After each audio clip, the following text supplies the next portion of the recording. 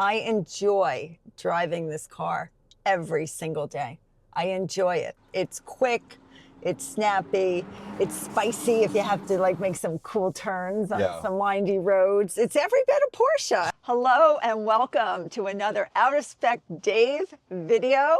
This is a special one for me today. I'm Kathy and I'm going to be doing my 6-month ownership of what? This beautiful Porsche Macan 4 EV.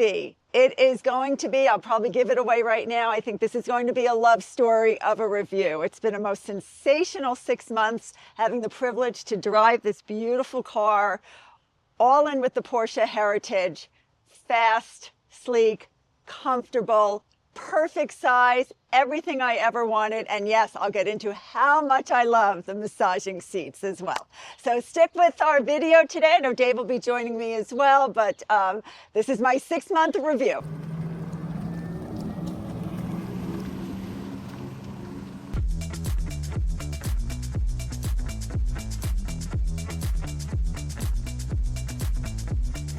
Before we get into today's video, if you haven't heard, Kathy and I, we've launched our personal channel in addition to the out of spec content that we're going to be making videos away from electric vehicle content. And here's what it's going to be called. You ready? I'm ready. Are you ready? I'm ready. Let's go. Dave? And Kathy. Unplugged. How perfect is that? So go over there, check it out. The channel is live now. Who knows what you're going to find up there? We're definitely going to be doing a lot of interesting content. And we're going to have a lot of fun. We're going to have a lot of fun. So go on over to the Dave and Kathy Unplugged channel and subscribe. Okay, so let me take you around this beautiful vehicle. When I first saw this, and some of you may remember, it was at the New York City car show. And I could not get over how gorgeous it is. Well, here it is. That was about 1.5 years ago. And I still think it's the most beautiful car. So what do I like about it? I love this sleek design. I think this is every bit of a Porsche. It's just beautiful. The daytime running lights, the LED lights. Can't forget the beautiful Porsche badge. Cool thing about the front, I just rub my hand right over it. Usually I get it on the first try, but there's my frunk. Nothing to write home about, not a whole lot of room, but you just have a couple of little groceries. You can throw them right in there. So we'll close this. You just push the badge and down it goes. Okay, so beautiful design. I opted for the 20-inch Arrow wheels, which I think look fantastic. Also, I opted for the roof rails up here just because I think it makes the vehicle look pretty complete, and I like the way all the black ties into it. I didn't do a lot of options on this car, and I don't regret a thing. So back here, also, here's my little charge port. Easy. And then I think the back is beautiful. Some controversy between someone else in my family that thinks this should have come out a little more and sloped down. I think it's perfection, just the way it is. I love it so much. 2 ways to open the back trunk. Sometimes I'm successful with this and sometimes I'm not, but you can kick under, and there it goes.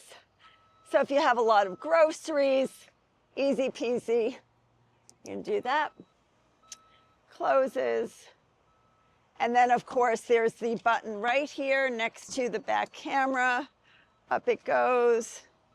And honestly, the space is adequate. I think it's fine, probably a little smaller than a Model Y, but plenty. The seats will fold down. What's hiding under here? Charging. Yeah. Paper towels. So one of the things. So it's not deep like the Model Y was. But it's nice to have the, your charging cable up in there. One of the things, because you opted for the base stereo system. Yeah. It doesn't take up the Bose and the Burmester. They have the subwoofers that take up almost the entire space. Nothing down there. So that's right. Yeah, and the sound on this bass. Oh, it's amazing. Remember how many? Talk about that when I go in. Yeah, I mean, so everybody was teasing you about getting the bass stereo, and honestly, Sounds But great. you see, I never succumb to peer pressure, and I have 0.0 regrets. Anyway, the back of the cargo space is really adequate. I've yet to fill it up, although we have a road trip coming in a few days, and then we'll do a video to see how much room is left. Probably very little. Okay, and then just finishing up over here. Oh my goodness, what is this? Another charge port. I think that's really fantastic. So there we are. We have the two. Gorgeous. And this side is just Beautiful. really convenient because it does AC only J1772. Right. So when you pull in the garage, the charging unit is right next to this, so you don't have to drape it all over to the other side. No, so it has worked out so beautifully. It's really convenient. But for me, the eye-watering moment is when you see this coming down the road. It is all Porsche, all in. Absolutely stunning. Stunning. All right, so Kathy, you know, there are 4 variants of the Macan EV, and I know that we went with the Macan 4, which is interesting. We ordered this when only the Macan 4 and the turbo were out, and then afterwards they came out with the rear-wheel drive and the 4S. Right. And actually, in hindsight, I don't think I have any regrets about getting the 4, because for the additional, I think it's like $3,000 or $4,000 more, you get the rear, you go from the rear wheel drive to the all wheel drive, and it has a lot more regen, which we're going to talk about. But, I just, for those that are, potentially new to the channel, you were driving a Model Y. Well, but previous to that, I have been a Macan owner of the combustion engine Macans. Right. I had 2 of them. You've always been a Porsche enthusiast, and I remember even with the Cayenne, for me, I always thought the Cayenne was too big, and so the Macan was the perfect size for me. So I've always been a fan of the Porsche Macan. In fact, I was waiting and waiting and waiting for this to come out. A lot of people were waiting for this to come out. And remember when you first saw the spy shots, you were like, Dave, I don't think I like it. Yeah, I was so upset. I said, gosh, those look terrible. I don't think I'm going to get that car. I think I'll stick with a Tesla, which I always loved. But then the New York City Car Show, there it was unveiled, and I was a goner. It was just everything I needed it to be. I wanted it to be, and the design, in my opinion, is stunning. Yeah, and listen, what's interesting is Porsche, the electrification of going to electric from the internal combustion engine cars, it's happening. And it's already started. It started off with their first entrance to the Taycan, which I know is very low for you, but I love, personally, I know you love I it. love the Taycan Cross Turismo. But, this vehicle in Europe, in the internal combustion engine, the Macan, do you know you can't buy one anymore? They're not for sale. That. Yeah, there was some problem with, I forget, with some data stuff that would have, for compliance purposes, they would have had to change the whole infrastructure of the car. So you cannot buy a Macan gas-powered vehicle in the EU anymore.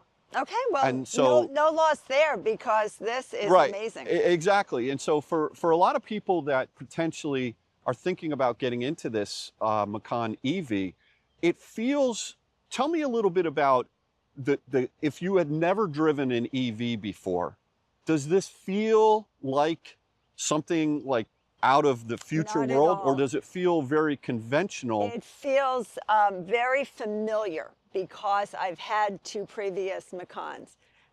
It's very familiar with a little tech, tech upgrades. It's not like getting in a Tesla where it's so minimalistic that you have to figure out, there's a learning curve there with a Tesla because it's so minimalistic. And then if you don't have stalks and you're using that steering wheel up and down, that's a lot to sort of take in for your first electric car. This just feels like you're getting in and you're driving a normal car. Yeah. I don't ever think that I'm driving electric, Just and as a matter of fact, the way that Porsche has actually administered the regen on this vehicle, when you take your foot off the accelerator, it kind of coasts. Yeah. And then when you hit the brake pedal, it actually invokes the regen, which is using the energy to, rather than the friction brakes. It's got a huge amount of regen, 240 kilowatts, but you're not really You're not really using the friction brakes. It's just, it feels very conventional. Right. Unlike, well, and then, you know, again, if you want me to talk about the Tesla with the one pedal driving, I know at one time you asked me if I missed that. I don't miss that in this at all. This really just feels like you're going to get in and you're driving what, let's call it a normal car. Yeah. Now, the speed on this vehicle, acceleration wise, because how does it feel compared to what you were in? Well, I had the boost on the Model Y. The acceleration so boost, that yeah. was very, very fast.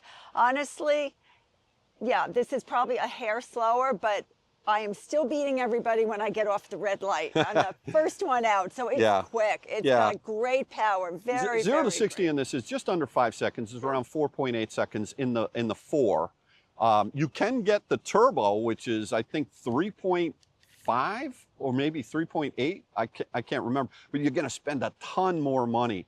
One of the things you were really careful about when we ordered this vehicle, because with Porsche, as you know, one of the nice things about the Porsche brand is that there's so many ways to configure the vehicle. Yeah. I mean, it gets crazy. Right. Like these side scuttles down there, that are black. They look fine, right? You can have those body color, the wheel choices, the tire choices. It just gets insane with the amount of options that you can put in. Nice thing about the US spec of the Macan EV is it comes standard with the air suspension, which is great. Very smooth riding in my opinion. And it also comes standard with the sunroof, which is something I know you're going to talk about a little bit. But the ability to open up that sunroof on a day like today, boy, oh boy. No, it's fantastic. Also, since I'm holding the key in my hand, I might as well just show off the little fob, which I never touch. It just stays in my handbag. But because I'm not holding my handbag, I happen to have it in my hand right now. It has the nice crest. It looks like the little Porsche. And I know that there's been also controversy on the order of the buttons, right? It goes front, then unlock, where I think most people would go to the top. Well, most unlock. Porsche owners know that it's, But if you haven't been a traditional Porsche owner, that might be a learning curve if you're holding your key and you need the key. I never need to use it. Yeah. But here it is. One of the things that is interesting, Porsche's strategy, is what they're trying to do with this vehicle, and I think successfully. Now, we've got a lot of challenges going on in the US right now with EV adoption per se, but I think the Porsche corporate and the team over there, what they're trying to do is attract new buyers to the brand, right? And so, one of the things that's interesting is if you are a Model Y user, you mentioned that you don't ever use the key.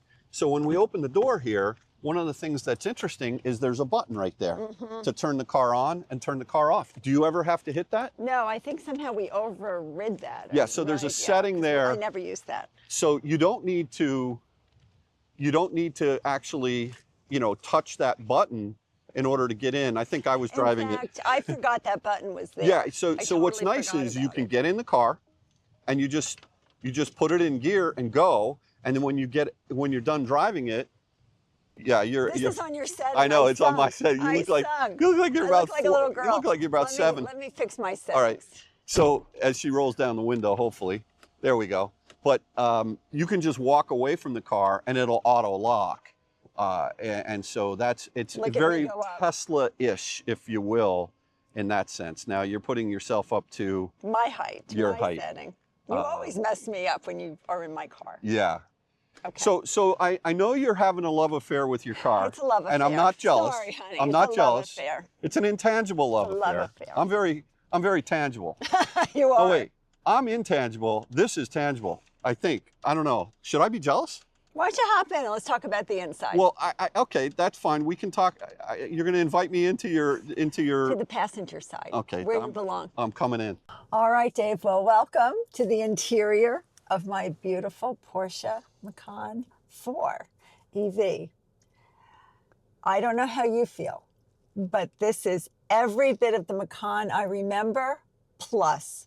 It's so elevated and luxurious. My beautiful leather seats. All of this dash is gorgeous. This stitching is beautiful. I love the two-tone as well, the dark and then the light. My seats are my favorite part of my interior. And why is that? Does everybody know why? Of course, because they're massaging. So we'll get into those in a minute about the massaging seats. But just as you come in and you can set your seat the way you like it, this steering wheel, I just think it's perfectly proportioned. I love the way my thumb just fits right here. It can also go down lower. I just think everything is so perfectly proportioned. It's just gorgeous. So you got the heated steering wheel button in the hidden spot. Yes. Right? Just like underneath. Yeah, in fact, I had to remember where that was. Yeah, so down there. And then, of course, you know, I have to have the winter package. So this car also has the heated seat, the heated steering wheel, also has cooled seats, perforated seats. Ventilated seats. Ventilated seats, yeah. And so I don't love them, but we'll see how when I have the car down in Florida this summer, I may actually I think you're going to probably end up using the cover for the sunshade. Yeah. So my beautiful sunroof up here, just a quick little button, and I'm going to open it up. And I'll tell you, we had a cold winter up here in Connecticut and really a cold spring. And just the last few days or so, I've been able to open up the sunroof fully and get all that fresh air. And it's amazing. Yeah. I love it. So I love this. And then easy to close. And I won't do the sunshade only because your camera I have the camera is in the way. But it's beautiful. So if you point... So I just want to make sure we're a little bit balanced with this love affair. It is a love affair. Okay. I said that right from the start. How's the heated steering wheel? Oh yeah, subpar. You had to bring it up. Well, I just want to keep it real. It's true. I would like a little more heat, but it's there, and because the car stays in the garage, you know, overnight, it's not bad. And then I've had to learn when I come out of work. Actually, I precondition the car. So it's just nice and warm and toasty. On the app, yeah. So that, and that's actually another little thing we'll talk about. The app is a little quirky as well. But let's talk about the massaging seats, because that is my favorite. If you put your hand, you have a camera, but no, that's all right. Down next to the seat, you just push a little button, massage driver, then also there would be passenger. 5 different levels of massage. I happen to like the shiatsu, but sure, we can go up to stretch, we can do the wave, we can come down to the lumbar, and we can just have shoulder. For me, I do tend to let them rotate, but mostly I seem to be in. And if I put mine on, I have a whole separate. There you go, same thing. Yeah. It's really lovely. It sets for 10 minutes. 10 minutes. Right. And then you have to hit it again. And then you hit it again. A minor inconvenience, I may say. Yeah. But it feels like, you know, and I always have them on. So whether I'm just quickly running 5 minutes into town to do something, I have them on every day on my commute to work. And in fact, on the way home, I literally feel like I'm getting a mini spa moment. You know, it's just so nice to unwind, open the sunroof, let the massaging seats have at it. It's fantastic. So the spec of this car, you kept it under 90 grand, which is, I think it's well equipped. You don't need to go crazy. You were about 87K, but you put a lot of money into the interior. Yeah, well, I'm very cost conscious. I think people would know that about me. And I did not want, because coming from the Model Y, it was a much less expensive car. Yeah. And then, of course, I fell in love with this, and it was hot off the press, and it became an exciting thing. And so I decided to go for it, and I have zero regrets. But I didn't want to spend over $90,000. And in fact, I put most of the options on the interior of the car, not so much on the exterior, but on the interior, and I'm glad I did. So the massaging seats, I'll just shut them off. I don't know if they're making a little too much noise. No, that's okay. They're okay. The massaging seats you could only get with the 14-way. I'll turn mine off. Right, the 14-way adjustable seats. And That's I think they have, was it 18 they had? The 18 sport seats, you can't get the massaging. You have to go for the 14-way. Right. And they're actually flatter, which is better for wider people like me. Don't look at me. And so, yeah. So, and then they had to be the leather They had to be leather. as well. So so that was a sort of a big option that I put into the interior, the leather seats. And then I added a very, very subtle Porsche crest, embossed crest here on the headrest, which To the naked eye, I don't think anybody would notice, but I noticed, and it was just subtle enough that it just makes me feel happy. Same way as when I get in the car and I look at this beautiful steering wheel. Yeah. In case I have forgotten where I am, there is my big reminder that I'm lucky enough to drive the Porsche Macan. Right. Now, on the interior, you seem to have a combination of a screen, which is nowhere near as big as what you had in the Tesla. Right. And then you also have a bunch of buttons here and a bunch of buttons there, Right. and stalks all over the place. Right. How do you find just the usability of this car compared to what you were used to? So this still feels old school in a lot of ways, and it's one of the reasons I liked it. I like to have buttons. You know, I of course got acclimated to the Tesla. Just hit your brake because the car. Oh, it just went off? Yeah. Oh, does it think? Please don't leave anyone alone in the just car. just hit the brake, and then hit No, the you're start gonna hit go. the start button. I'm just going to open my door and shut my door. It'll Okay, know. you can do that. And then let's see what happens. Does it know? Just hit the start button. There you go. I've never hit the start. Right. But there it is. Okay, I guess I don't sit in here and just chat. Yeah, You're right. making me sit in here and chat.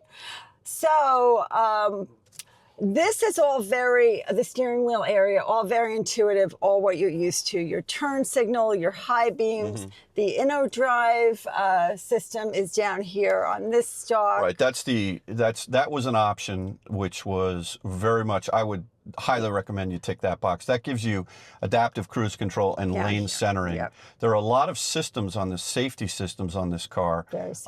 The one thing I know that you really like is the integration of the blind spot assist. Can you talk a little bit about that? It's excellent. So obviously you come up to a car, you want 3 yellow dots, very clear in the side view mirror, as well as a light bar here that flashes yellow if someone is in your blind spot. And it does it, of course, on both sides of the vehicle. It's excellent. And it'll turn red if you're starting to go over in the lane. And it'll push you back, Yeah. too. The steering wheel really pushes back for that lane centering. So I have used that, and I think that's absolutely a great feature. I think with Porsche, anyway, there's a lot of really good safety features, just intuitive, it feels like, to the car. That is one that I really like very much. I remember in the Tesla, it didn't have that. I used to ask for it, right? But then I finally got that little video in the screen. And what happens is you end up looking this way to make sure no one's there, and you're not looking this way, and you get used to it. And it was no fail. It was very clear, but it's just opposite of what you think. Yeah, but like they added a little red dot in my Model 3, and now in the Juniper Model Y, they also have that blind spot assist, which is good. And actually, what's interesting is on the Model Y, they ended up going with the turn signal stalk, which is what, I think that's really, well, this just feels very conventional. Yeah. There's so much conventional. What's not conventional is the screen, which is not as intuitive as I had hoped that it would be. I have gotten more used to it, but it just goes deep into the pack. And if you want to make another video another time about this whole screen system, have at it. I've learned to use the buttons that I need, right? The screens that I need. And also in the Macan, this area here, you could opt for a double screen, which I didn't think was necessary. So I didn't get it. I don't miss it. It's fine. Well, your use case for this car is This is my daily driver that we will be taking on a lot more road trips. We just recently did go down to Florida, and we opted to keep the mileage low on this. Right. Well, although I'm a little over 6 months, I think now, but I already have 8,100. Right. miles. And so you lease this car, and it's 15,000 miles a year. I don't think we're going to have any issues with that, but we decided to do the Model 3 down, and it was okay comfortable. It was what was great was the you put the Thule box. I put the Thule box on top, whereas with this we're not going to put a box on top. And I think that'll be okay. Take me through sort of the interface. One of the things that you do have that you weren't used to is the screen in front of. Here. Yeah, so let's talk about that. This took a little time, but I think I have it now. So there's 3 separate screens here, or you could just make it all navigation in the front. I tend to like it like this so that I have my you know, my charging here. I know how much juice is in the tank, my navigation, and then here is where I have most of my radio stations. But you can go here and then you can change that. Can you see that, Dave? To some other options. So it's sort of related to everything about the car, the speed, and then you can come over here to the middle. And I can, if you could see that, I made the whole screen, the navigation. Okay. And then there's just that. And then if I come back over, scroll up. Yeah. Oh, I have to go to here. Yeah. And then I can come over and I can, you know, get a few other little things. But I tend to just keep my radio station like that. I like it like that. And you have also what's interesting I have is Apple Carplay. Yeah. How do you like Apple Carplay? I didn't ever use Apple Carplay before, and now that's all I use. So when I get in the car, it is, you know, hooked up. I go right to Waze on my commute. And, you know, I've got my phone, everything, my navigation. Now I use that. So I don't really go deep into their menu of all these things that they have. Yeah. I've done a little, but you know, and I think this is true for anyone. You tend to use the apps that you need. You know, and of course, when I'm just driving to work, I don't need a whole lot. I need Waze. Right. That's mostly it, and my radio. And what about the air conditioning, the HVAC system, and all of that? No, it's all fantastic. That's all here. The whole climate menu is here. So with the heated seat, the cooled seat, same on passenger side. And then, you know, it's just sort of, and then it shows up on the screen. Can you see that, Dave, too? So you could also do it on the screen. But I just, again, I will push buttons when I can. So I do everything down here. A nice feature here is that you can throw your phone here for charging. Yeah. And it's cool. It doesn't get hot. There's like a little air conditioning system in here. And everything stays nice. That is good. Cool. So if you're running Waze for a long period of time, that will chow down on the battery on the phone, and it'll also overheat the battery and overheat the phone. So that's a nice little feature that they've built in there. It's really great. And again, just because I came out of the Tesla before, and when I drive with you in your Model 3, I'm always looking for some grab bars to hang on to. Yeah. I literally have 3 in this car that I can grab onto when I'm you. So here's one, right down here. Here's 2. And then even, it doesn't happen, of course, on the driver's side, but on your side where this is, there's also like a little indentation, and I can grab right over in the bar as well. So I appreciate that from Porsche. I think that's great. Conventional, you know, I was going to say vents, right? Which was a little confusing with your previous car, but well, because you know you're comparing apples to oranges. The Tesla is just minimalistic, and this is not. And also, I will say the build quality on this is unbelievable. No rattles, no creaks, very quiet. Yeah, I must say I'm a little embarrassed to say that when we first got the vehicle, there was an annoying noise, and there was a wheel lock that came with the set of wheels that we got, and the wheel lock was vibrating around, and I did adjust the rear hatch a little bit, those rubber grommets, but the thing has been solid ever since. And everybody was asking me, Dave, are you going to make a video, a follow-up? Here it is. Yeah, let's figure out that moment in history. That was user error. Yeah, I apologize to Tesla and to Porsche and all the engineers, because they have, you know, for a vehicle that has come out of the gates, now it's not their first EV, right? The Taycan was, but this thing is really solid. I think this is such a great vehicle for anybody who likes the Porsche brand, likes that luxury German engineering. It is every bit the traditional Porsche. Yeah. But in just an elevated, more modern way. Yeah. If someone were shopping for a premium, and when we talk about premium SUV, this is a small crossover SUV. It actually has more legroom in the rear, than the conventional ICE Macan. In fact, I sat there yesterday, when your mother was in the car. Yeah. It's perfectly fine for someone my height. Kyle's about 6'1". He sat in the back. He fits back in He there. said he's fine. There's a lot of headroom. I think you would have trouble, but you're not normal size. I'm not normal. So we wouldn't put you in the back. But I think for, you know, two couples going out to dinner, I think it's absolutely adequate. So the Audi has come out with a car since you ordered yours and took delivery of yours, which is built on the same platform. They call it the PPE platform. And if you're in the market for a vehicle like this, you should definitely check out the Q6 e-tron. Personally, I just like the look of this car so much better. I'd like to go over maybe one weekend in Florida this summer and just go check out the Audi. I haven't seen it. I'd like to see it, of course. One of the things that this vehicle does not have is one pedal driving.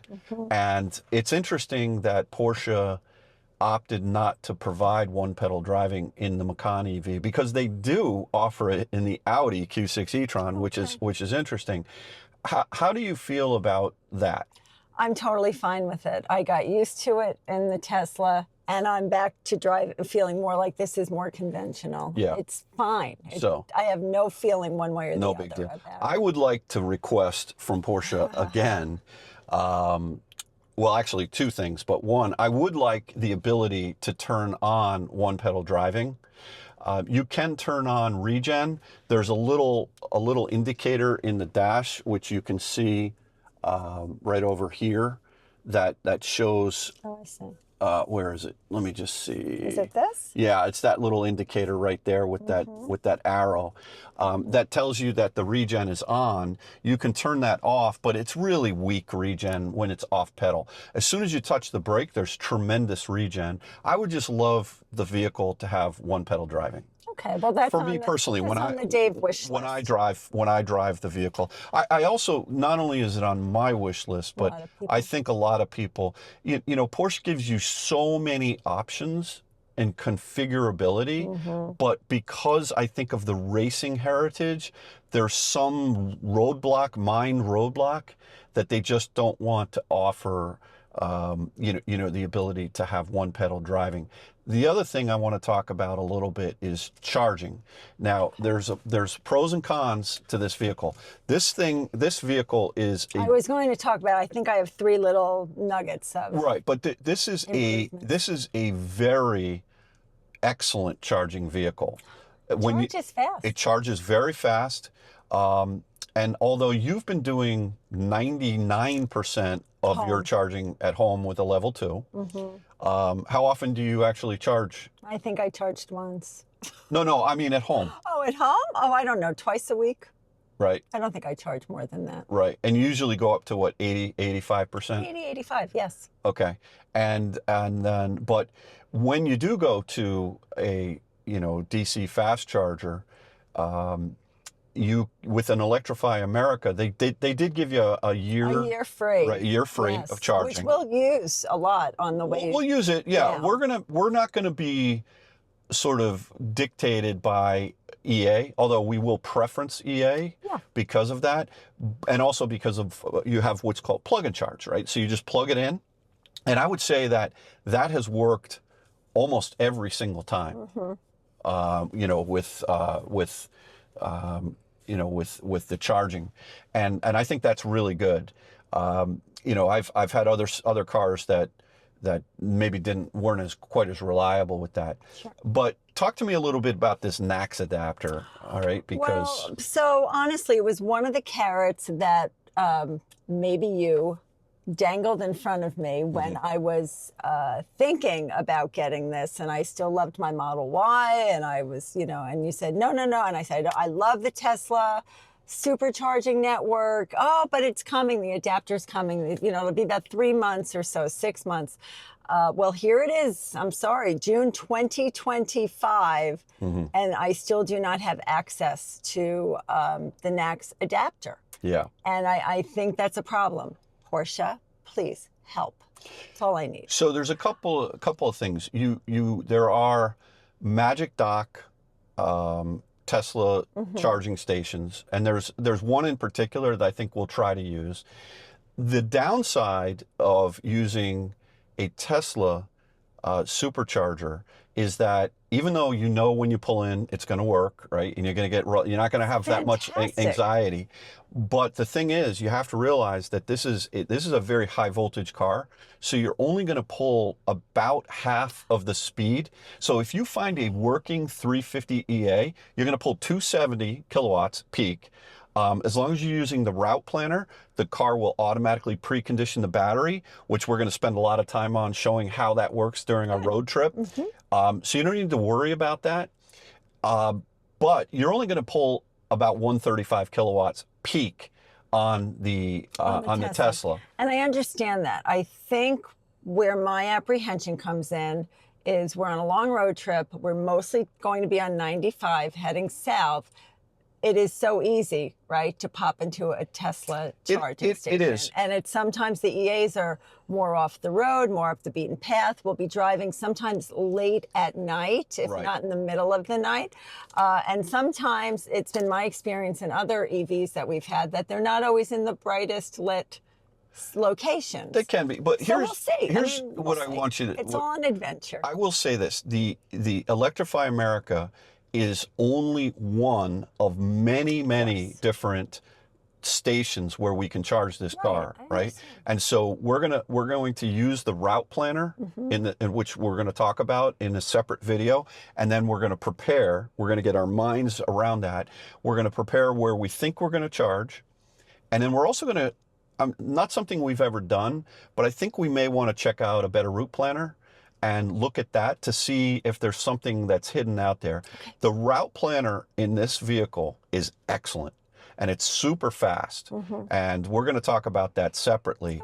It's really quite good. But the other thing that you have to realize is that not so any V2 Tesla, even if you had the adapter, you wouldn't be able to charge at. Okay. I understand that. But not every V3 is also authorized if you even had the adapter.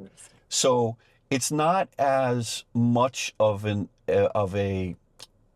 like, it just feels like a little bit more of a security blanket. I get that. That's all I'm saying. But you are going to take this vehicle down this summer, right? Yes. And we don't have charging at the condo. No, and really not on Marco Island. I know. We have to go up to Naples, so I have to really plan my time. Yeah. And where I'm going to go to charge. And the one EA station that we are very well acquainted with in Naples has 4 stalls and has been highly unreliable in the past. And people are always waiting at it if it is working. So I'm going to figure it out. I'm not going to have any stress over it. I'm just going to get this all figured out. Now, from a reliability standpoint, you've owned the vehicle now, it's been about 7 months or so.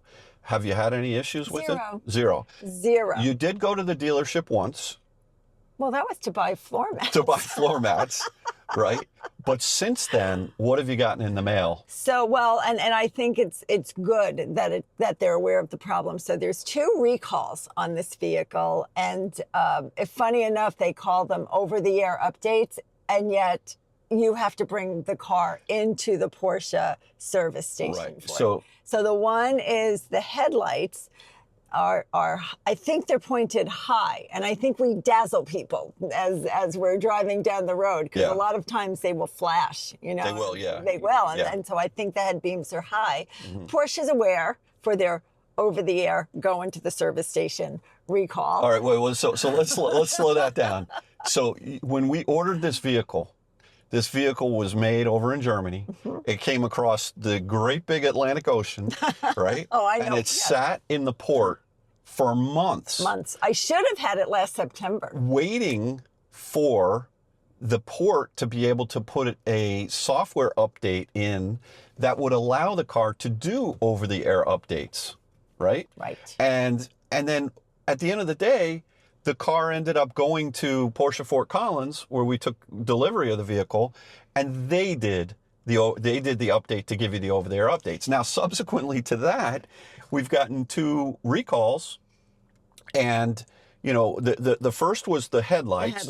And the second The is... second is the rear view camera, Okay, the backup camera. Put this thing in reverse and let's look at this rear view camera.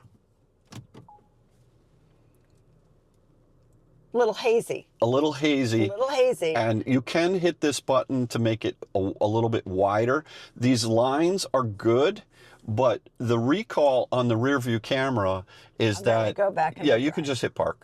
Yeah. Yeah. So... no, but I just want to talk about that rear view camera. If it's raining out, if it's a little misty, it's really subpar. Yeah. It's very foggy, it's cloudy, and sometimes it doesn't even work at all. Sometimes it's just gone. Okay. So obviously Porsche is aware of it, and that's why there's the recall. Right. But I will say the screen is fine, but when you are used to that giant Tesla screen, yeah, the backup, that's a hard thing to let go of, because there's not, that screen is so clear. As a matter of fact, one of the things, the cameras on this car, on this Macan, I remember when we were speccing the car, and you know how they have that 360 view cameras? Yes. And that was an option. And initially you were like, I think I want that. And then I thought I did. And Kyle said the cameras are really not that good. He did say that. They're like, they're like fisheye-y. They don't give you the right perspective. And it's a bit of a miss. Just, you know, the way the screen is and the size of this screen here, it's just, if you're not used to it, it feels very conventional. It's fine. It does great. It's snappy. It goes along really, you know, pretty good. And actually, for navigation, the route guidance is also very good. I just happen to use Waze a lot more just because my phone is there. But their navigation is fine. Yeah, the navigation is actually is amazing in this vehicle, and then we'll go over that. So overall, what I would say is that the for you. What would you say for me, Dave? I would say that you're in love, but you've got a little bit of a list of things that nobody's perfect. Right. Thank you. Yeah. Yeah, I know. This has truly met my expectations of what I thought this would be. In fact, it's gone above and beyond my expectations. I enjoy driving this car every single day. I enjoy it. It's quick. It's snappy. It's spicy if you have to like make some cool turns on some windy roads. It's every bit of Porsche. So do you ever put the car in different modes? Well, only once in the beginning I did. There's here. You've got a very cool button there. Yeah, it's a cool button. And so it's normal, there's sport, and I think the other one might be like an off-road thing, but I can't remember. That's right. So turn the dial to the right. Turn it to the right. Yeah, sport. And you'll see now you're in sport. And then wait, leave it right there just for a second. So turn it over to normal. Okay, and then you see there's different modes here, Sport and Sport Plus. So this vehicle, because it has the air suspension, the suspension itself can get firmed up even more in Sport Plus. Yeah. And then it does have an off-road. But do you never... I'm always in normal. Because even in normal, if I go somewhere off the beaten path, it's so great on the curves. It's just fun to drive. It's totally fun to drive. Then I expected the Porsche Macan for EV to be. I love my choice of color. I love that ice gray metallic. I like when I go over 50, my little sport spoiler comes up in the back. Yeah. Love the sunroof. Interior is luxurious, gorgeous, so comfortable, and thank you, because I love the massaging seats. And the price, I know you said that you're cost conscious. I did not want to spend this much, but it's worth every penny. Right. And I think I optioned it smartly for me. Yeah, I agree. Not too big, not too small. Handles great, very smooth on the road, a great road tripper, charges like a beast. I can't wait to take this thing on a road trip, like I did, back from Colorado. Well, we'll have this filled up. We've not done that before. Yeah. We'll have Bailey in her little back seat right over there. So she's going to be spending the summer. I'm going to miss her, but she's going to be. Come home with you once or twice. Yeah, we'll see. Maybe once or twice. But anyway, Kathy, congrats on your decision. Yeah, and I would just say to anyone out there who has stuck with us this long, thank you for listening to, my 6th, 7th month review. And if you're considering this vehicle, I have to highly recommend it. It's fantastic. Thanks for watching another Out of Spec Dave video. Have a great day. Take care now. Bye-bye.